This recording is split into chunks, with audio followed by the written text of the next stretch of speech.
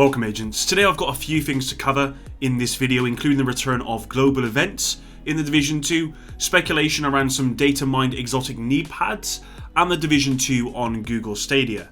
Now if you enjoyed this video, please hit the like button below, subscribe for dedicated Division content, and let's get to it. Okay, so the biggest news today is the reveal of the Division 2 coming to Google Stadia at launch, which is in November of this year. Now, for anyone who doesn't know what Google Stadia is, it's a cloud-based gaming service from Google. It's kind of next generation stuff. It requires no console, no computer hardware, just simply a controller and a screen, basically.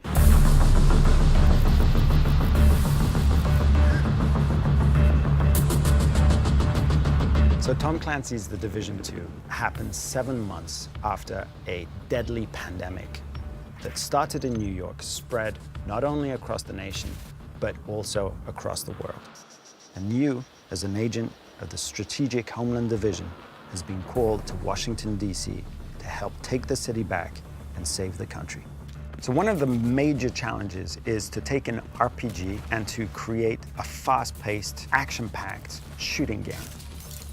We learned a lot from the first game, and we improved on that. And what we have today, I think, is the best cover-based shooter RPG out there.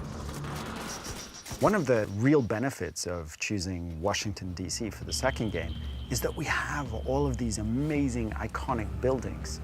The White House, the Capitol, we have the Air and Space Museum, we have the Lincoln Memorial, and of course, there's even a control point at the base of the Washington Monument.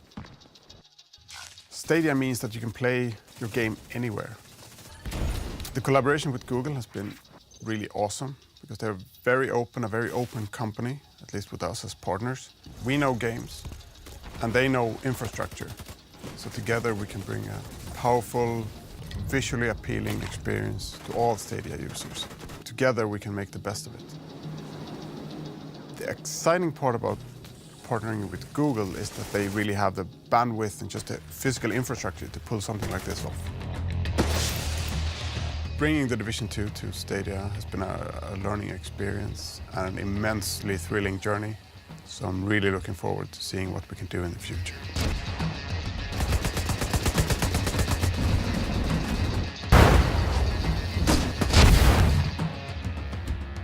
Now, there is a lot more to it than this, of course. I'll leave a link in the description below if you want to go check it out, because I could be talking about it for ages.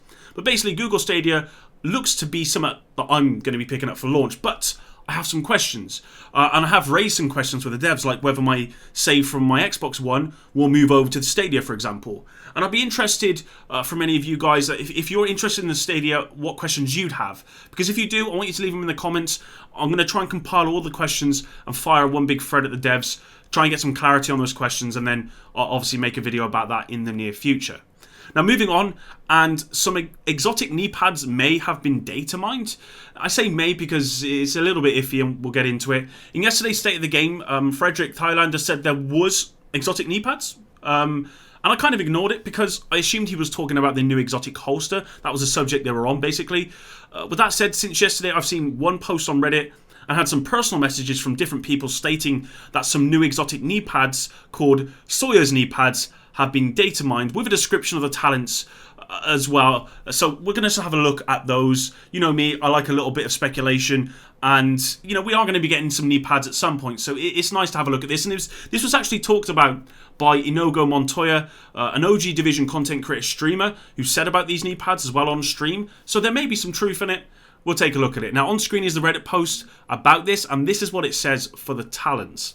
So talent 1 is Jammer skill charge rate is increased by 80%. Talent 2, first wave tech. Disruption effects now destroy hostile skill proxies. After staying in cover for 4 seconds, you gain the lead by example buff. And talent 3, lead by example, and this is where it kind of falls apart for me, guys. While cover, swapping all bullets that hit you are deflected towards their origin, dealing no damage to you. Completing a cover-to-cover move with this buff active consumes the buff, giving the player bonus armor and releases a disruption effect. The amount of bonus armor and radius of the disruption is based off the distance traveled. Specialization weapons are not reflected by this buff. So, I don't know about this. The lead by example talent for me seems crazy strong.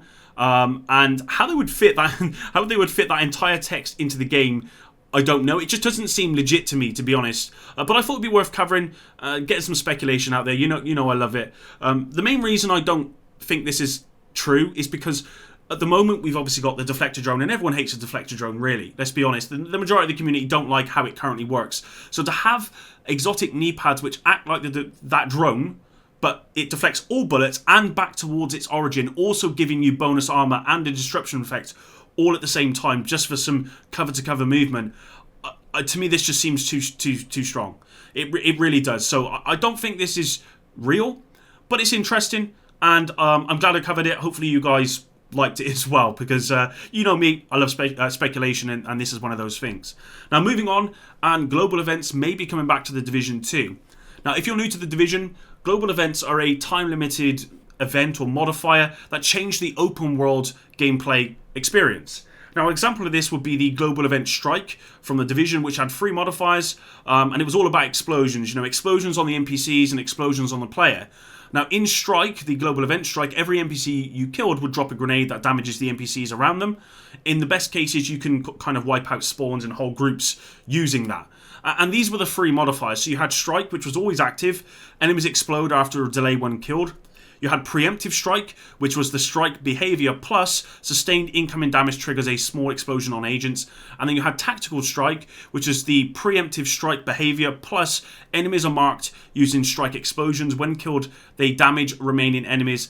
Ally-to-ally explosion damage is also increased. So the first part, Strike, was always active. The other 2 you could choose if you wanted to add them or not, basically. The open world always had Strike, but the other 2 talents, Preemptive Strike and Tactical Strike, were used for missions, and you could basically use them and see how you would get on. And for me, they were a really good addition to the game. They added a lot in respect to PvE, and I think if they're done properly, they could be great for the Division 2 as well, but I'd hope they find a way to make them new and exciting, and not just reskins of what we've already had from the Division. So we'll have to wait and see. Again, not confirmed.